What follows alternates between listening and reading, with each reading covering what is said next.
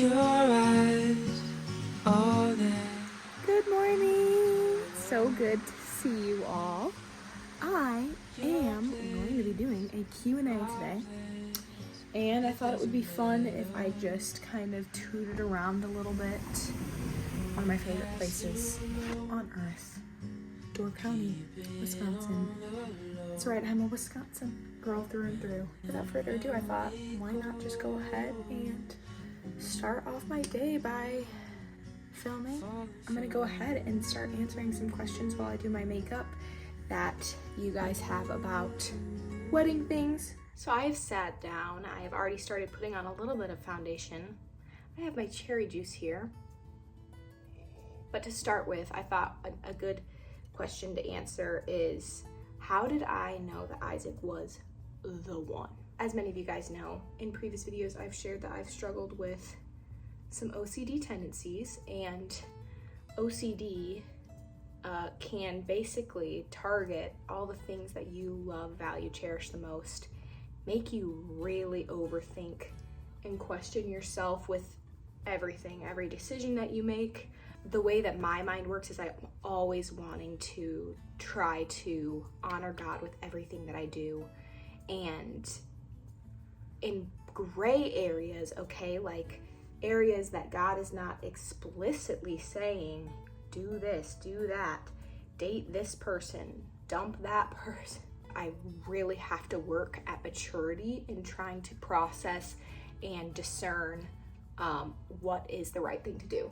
And on a list of 10,000 things that we want in a partner, we really have to learn to differentiate what are needs and what are wants.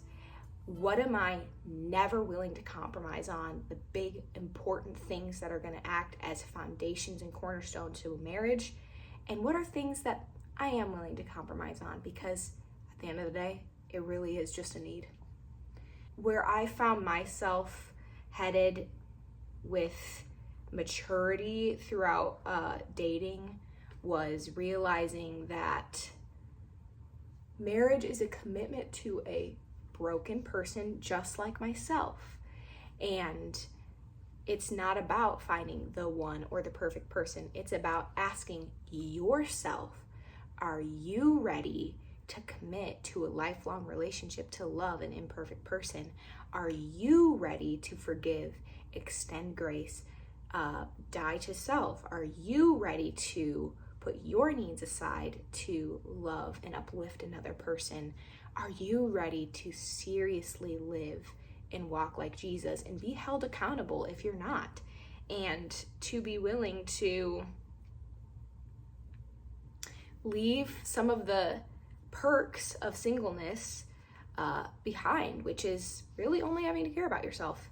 And now when you're going into marriage, kind of everything becomes a joint decision. Everything becomes 50-50. What I came to for myself was realizing that I was ready as a person to commit to a lifelong relationship of living and loving like Christ and being held accountable when I've fallen short, and being ready to take that leap to commit to love Isaac. So the next question I'm going to be answering is, has engagement brought out any insecurities that I wasn't expecting? And before I answer this, I want to say thank you to a word of our sponsors, Brooklyn Bedding. I'm so excited to share Ashley's experience with this because a long time ago, Brooklyn Bedding worked with us and graciously offered us one of their beds for Ashley to have when she comes over and visits with Johnny and Theo, and it has truly transformed their experience of coming over. They want to come over now because they're not sleeping on a creaky twin bed, and they sleep like babies down there. Brooklyn Bedding has been crafting top-tier mattresses for 30 years. Made by experts, delivered free from their Arizona factory, these mattresses truly deliver the best sleep ever. From their design to their delivery, every mattress is handled in-house at their Arizona factory, so you get the top quality without the markup. Now, we personally wanted to get a mattress that would help us sleep better, that would be large and cooling, because we burn up at night, okay? So we ordered ordered the king-size Aurora Luxe cooling mattress. And when I tell you, Ashley and Johnny say they come over and sleep at our house better than their house back in Iowa. With your Brooklyn bedding mattress, you get a 120-night sleep trial along with a limited lifetime warranty. So I'm telling you, we love our Brooklyn bedding mattress, and I think that you will too. So if you are looking for a new bed, check out brooklynandbedding.com. Use the code seen on screen and in the description for 30% off your mattress. Okay, so now I'm going to be answering the question, has engagement brought out any insecurities that I maybe wasn't expecting? And I'm going to be honest, I think that I was going through a lot of insecurities in the dating portion of when Isaac and I were together. Like the first, probably after the 6-month period was over, I went through a lot of insecurity. And particularly with the unknowns of like, am I going to be with him forever or am I not? And I think it was really difficult for me to just be patient and trust God that in his timing things would work out, and even to let go of the idea that if it wasn't Isaac, God would still have a good plan for me with somebody else. And so also when I was dating, I went through a lot of issues, personal issues with anxiety, and it really, I think, came out on our relationship and impacted our relationship in a negative way. I didn't really know how to respect boundaries very well. If he was saying that if he gave me a boundary, I couldn't respect it because I was so absorbed in my own emotional turmoil. That was a learning curve for me. That was like all of my insecurities, I think, were really being dumped out in a lot of the dating portion of our relationship. Hence why we had a breakup and both were able to work on ourselves. And by the way, I don't say all this to say that Isaac didn't have issues. Like, we both have issues. I hope that's an obvious thing for anybody in any relationship, is nobody's perfect. But our breakup was a great time to focus on ourselves, because when you are single, you really can focus on yourself. And I think that that is such a great part of our story, is that we did break up and we were able to work on ourselves and then come back together and say, are we committed to fixing the issues that we had, humbling ourselves in the meantime? And it was yes, and it ended up working out for us. With that being said, going into engagement, I think a lot of the insecurities that I had about myself, about being loved, about being chosen, and all that did kind of dissipate a lot. I'm not gonna lie. There's something about the security of like having a ring and knowing like, yes, you are going to the altar. You're not in that like trial dating phase anymore, because people can say all that they want in a dating phase, you know, like, I love you, I want you, I choose you. If there is not a ring on your finger and you are going to the altar in a seriously committed relationship where you both believe divorce is not an option you want to go to, then there is insecurity in that dating phase. But now that I got engaged a little over a year ago, I think that kind of dissipated, because I was like, okay, we're both committed, we're both on the track to getting married. And then I think a lot of that rushing feeling that I had of like wanting to rush to get married kind of subsided. So I feel more relaxed about the pace that we were going towards marriage. And I don't really think that I had a huge insecurity scare when I got engaged. So I'm gonna go ahead and finish up my makeup here, and then I'm gonna be answering the next question, which is, how am I preparing for intimacy in marriage?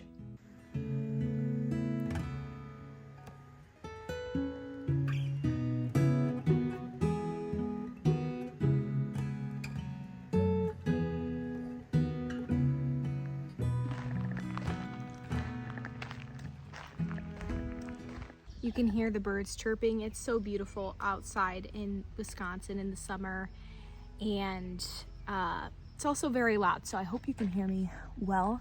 But how am I preparing for intimacy in marriage? We've talked about in marriage counseling how obviously the first time you're ever intimate is not going to be, let's say, the greatest experience of your lifetime, likely. And so to just try to lower the bar of expectations. I personally do have people in my life that I can talk to, friends that are married, that are willing to give me, like, obviously more in-depth advice than I would want to ask my pastor for, and like a lot of the practical things that you would want to know before going into it. And then obviously Isaac and I have had discussions together about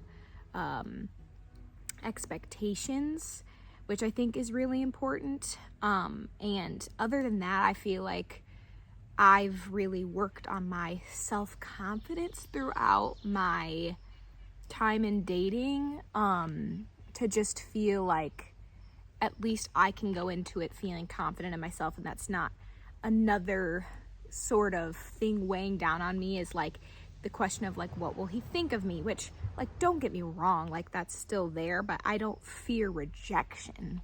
Yeah, that's how I am preparing for that. I think conversations are key, and realizing that you are going to be learning everything, figuring everything out, and to not expect perfection. So yeah, I think I'll answer one more question. I'm gonna finish my time out here in the sun. And the last question that I wanted to answer was, do I feel pressure to be the perfect Christian wife? And I think that that's such a great question, and I think there's a lot of different ways that I can approach this.